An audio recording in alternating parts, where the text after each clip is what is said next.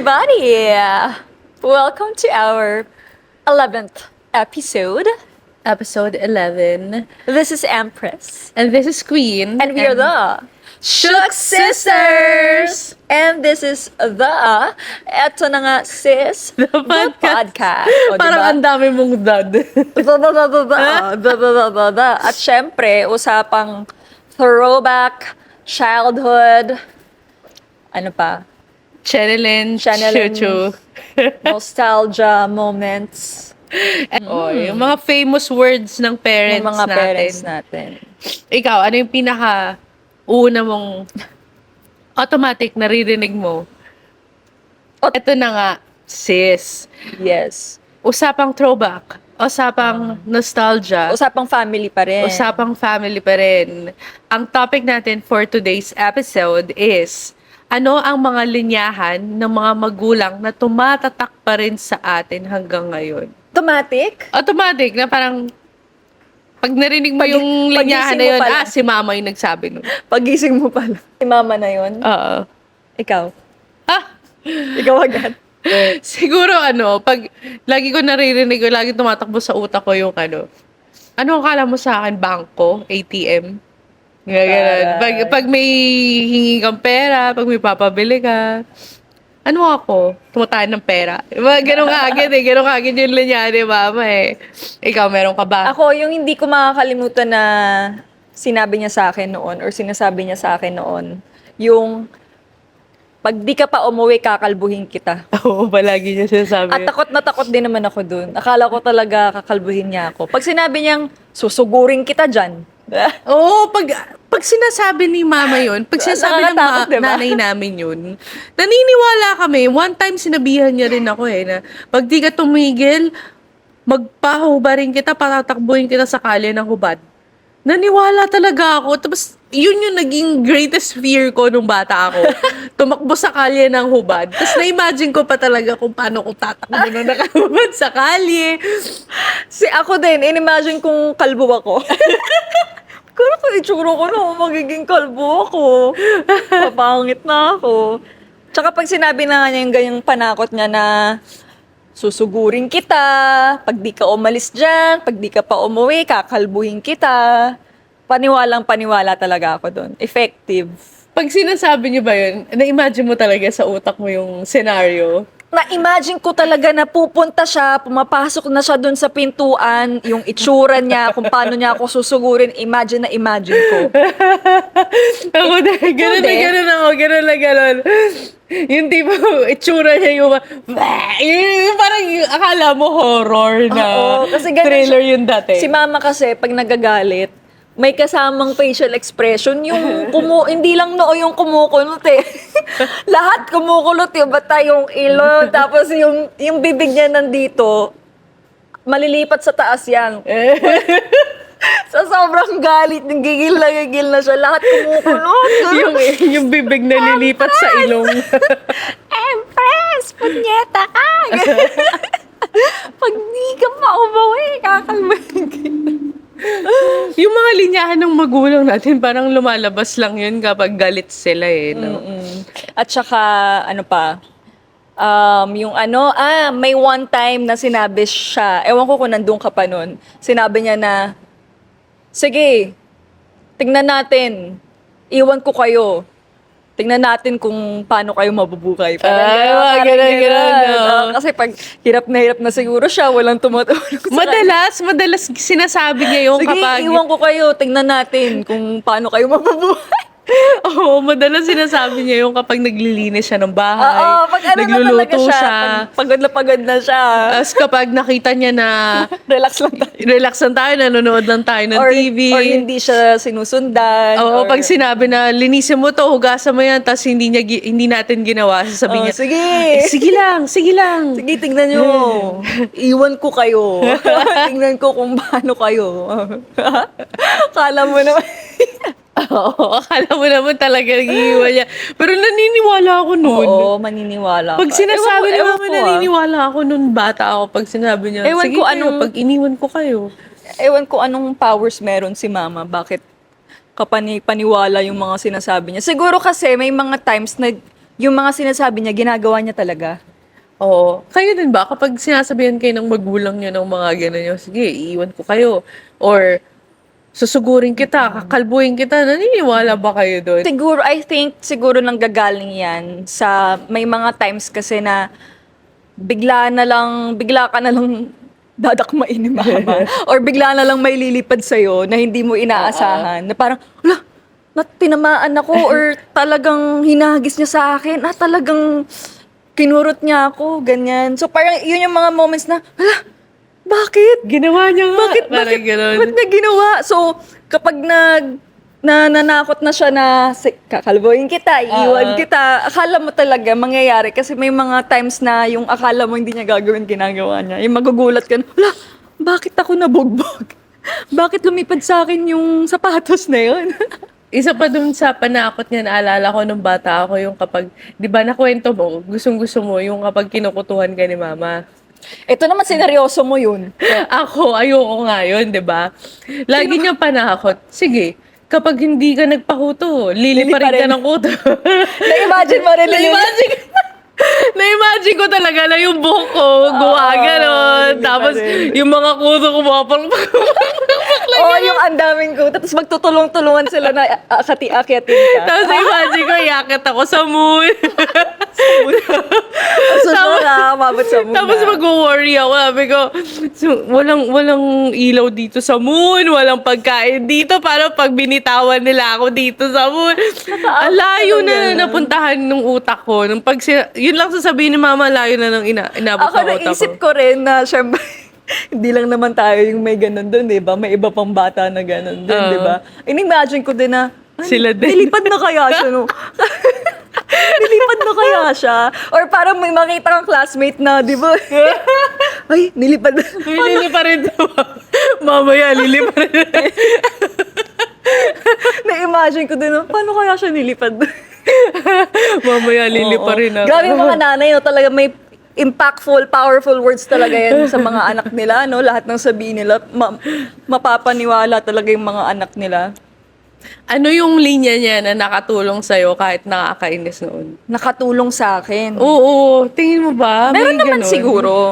Siguro, hindi mo lang Oo, alam. isipin natin ka lang na nainis tayo na nakatulong naman. Oo. Ikaw ba? Alam mo, ironically, yung gamitin ang mata, wag ang bibig. Pag naghahanap. Ako hindi, magaling ako maghanap eh. Gamitin ang mata, wag ang bibig. Ginagamit ko kasi yun ngayon sa anak ko. Ako din naman, ginagamit ko din yun. Talaga namang, Gamit na gamit ko din yan. Use your eyes, not your mouth. English na sila ngayon. No? So, that translate mo lang sila. Kasi, ganun naman pala talaga kapag bata ka. Iaasa mo sa magulang mo. abay syempre. Ma, asan yung susi? Ma, nasan yung Oo, sapatos kasi ko? si mommy know it all eh. Siya yung, di ba, siya Oo. talaga yung pillar talaga eh. Kaya, yun lang naman yung aasahan mo na makakatulong sa'yo eh.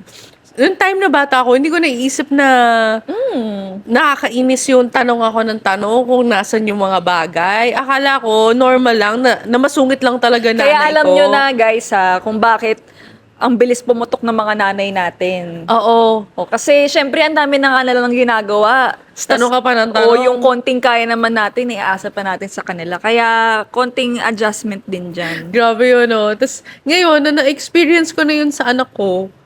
Diba? Nare-realize ko na, kaya palang init ng ulo ni mama kasi ang daming Ang init din ng ulo natin, di ba? ang daming tanong ng anak ko. Where's the butter? Diba? Where's the ganyan? Ako, minamak ko na lang din yung si Atali. Mama, mama ka ng mama. Ano? Ano ba? Anong gusto mo? Mama ka lang mama. Wala ka lang ba ibang alam kundi mama? Di ba? Tapos parang siya yung masastan siya na, what did I do? Parang tinatanong ko lang naman kung nasun yung bakit? Ikaw naman din bilang modern nanay. Marerealize mo din na, I'm becoming My mother. my mom. Tapos parang syempre, bilang aware ka, di ba? Parang you will feel for your daughter na, wawa naman to. Oo nga naman. Wala din naman nga siyang kasalanan. Hindi naman niya kasalanan na na ako. sobra na yung mga iniisip ko. Galing kami ni Alex sa field trip niya. Ah. Tapos, di syempre, ako yung kasama niya. Ang daming, pag sa field trip, di ba, ang dami nung nagbebenta-benta ng toys. Oo. Nagbebenta, yung mga ang mahal naman isang eroplano maliit na papel. Overpriced. Overpriced, di ba? So, gusto niya magpabili. Ano siya, Mama, can I buy? Mama, can I buy?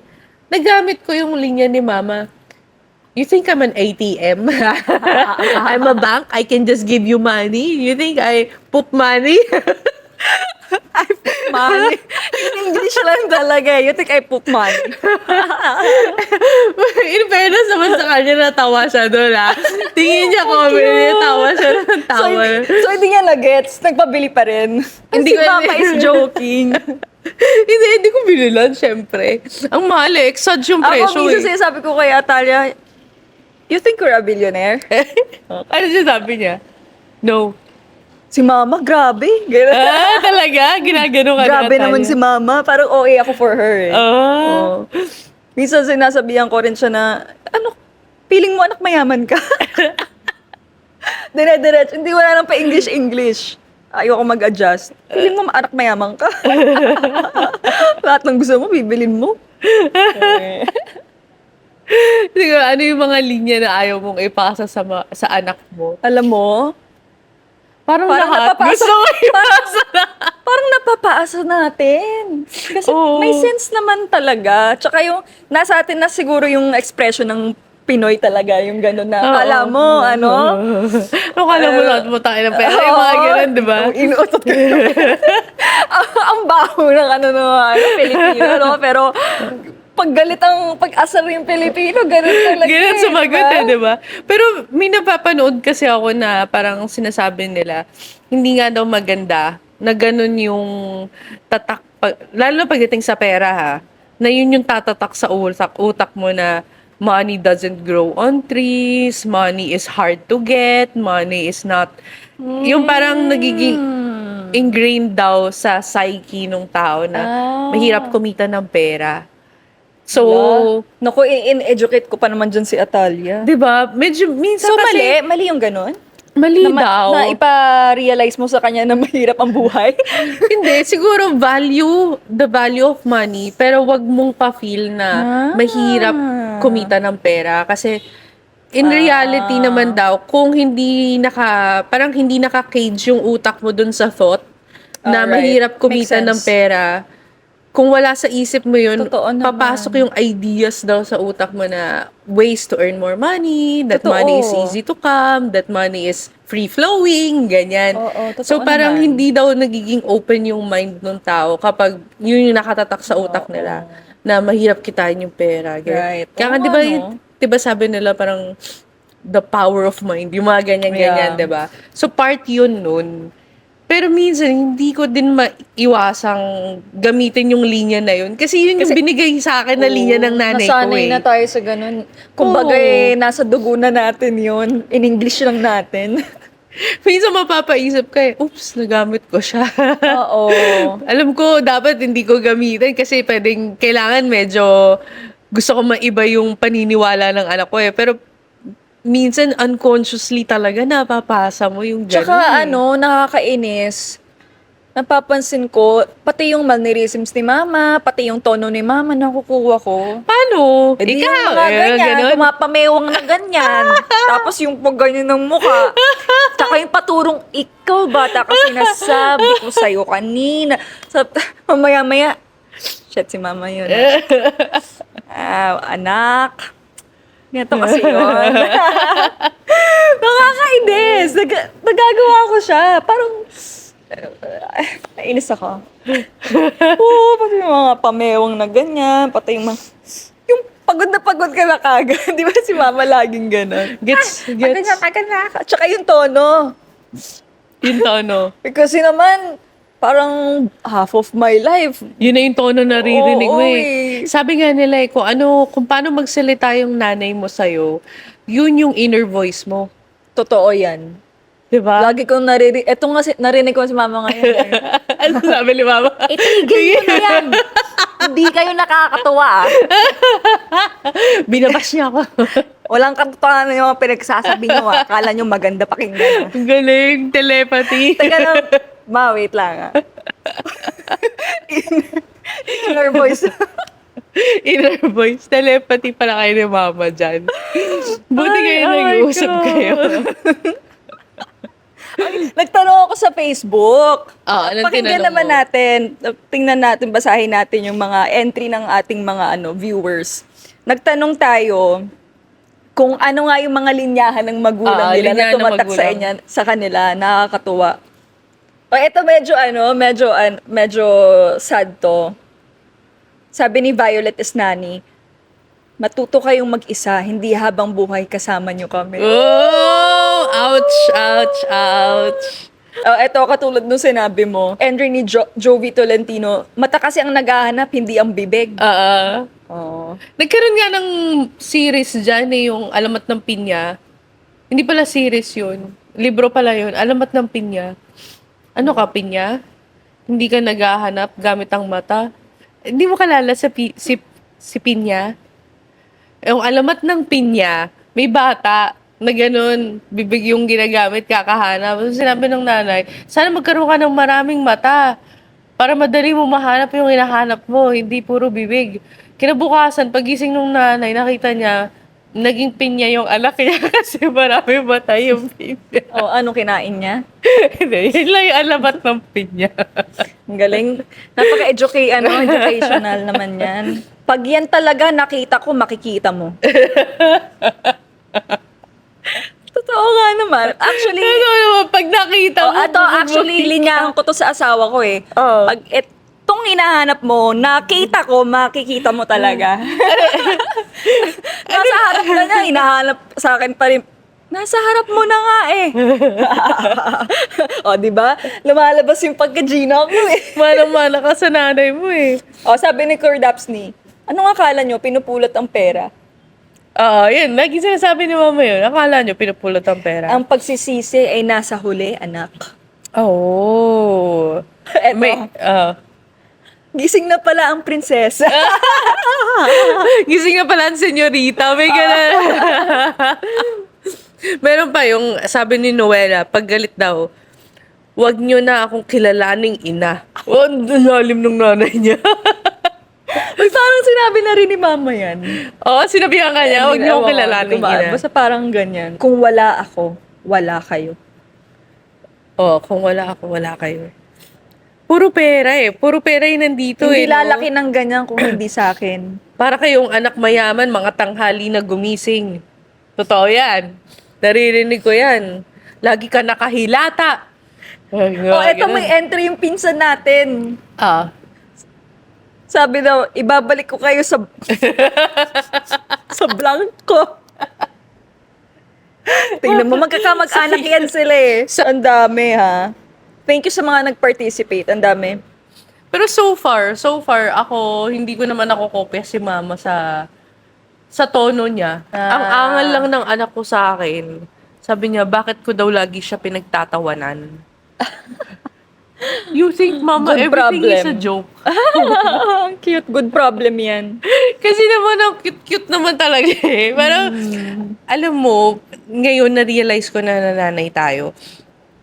Yung si mama, minsan, yung mga sinasabi niya sa atin, trip-trip niya lang. Parang Diba? para lang, ayun nga, panakot. Panakot. Oo. Tapos, Kasi kahit ako naman ngayon sasabihin ko lahat, tumahimik lang siya. oo. Diba? Pero hindi naman talaga totoo na yung ibig kong sabihin. Parang Or you pinagtitripan don't lang really pala. mean it. Oo. Pero kailangan lang talagang sabihin ngayon para makuha yung gusto mo. Tapos, nahiyang-hiya pa ako no, kapag nandun yung mga ibang tita ko, no, sasabihin niya, sige, pag di ka tumigil, kakalbuhin kita. Parang, sa harap ng mga tita ko, kakalbuhin mo. Niniwala ako na sa gagawin niya talaga yun. Sige nga.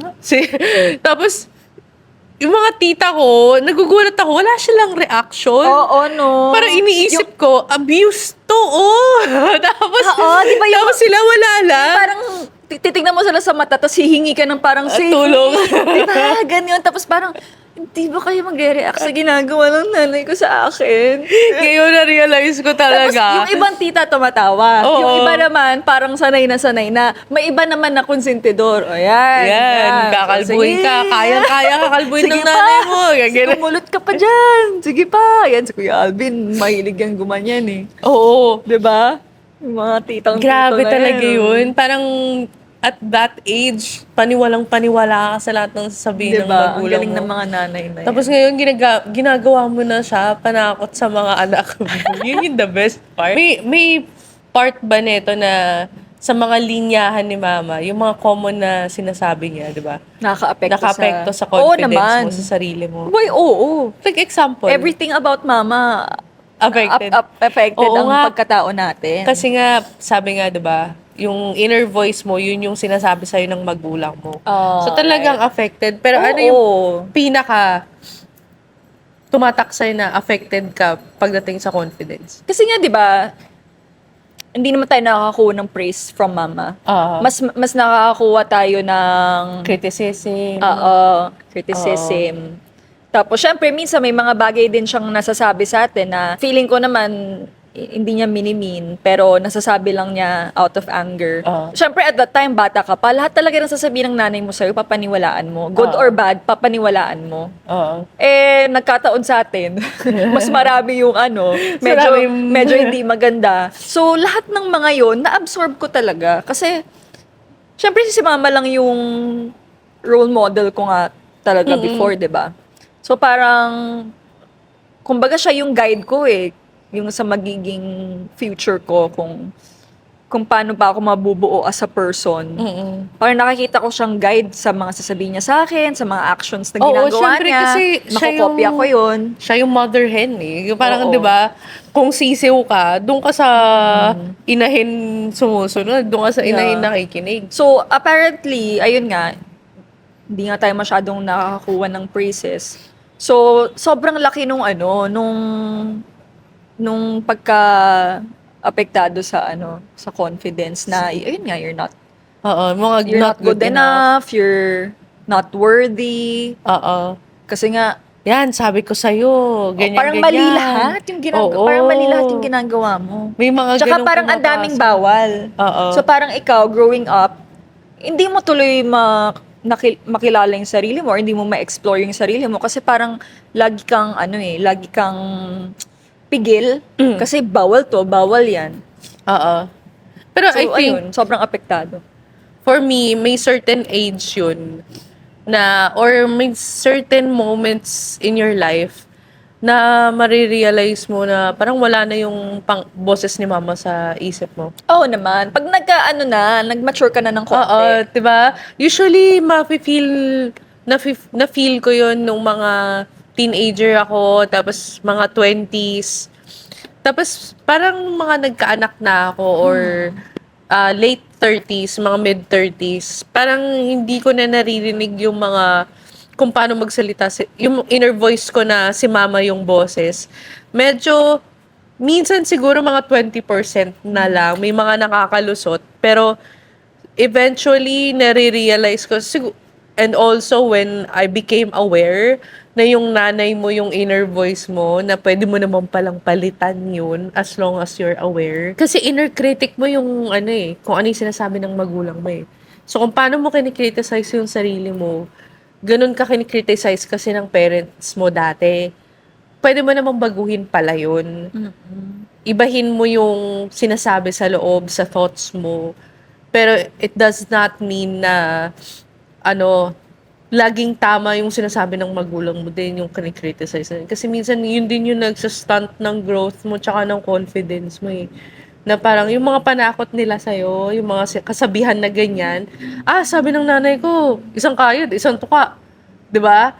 So, kung tumikit sa'yo yun, sa identity mo yun, isipin mo, isang kayod, isang tuka. Ayun, parang gano'n, 'di ba?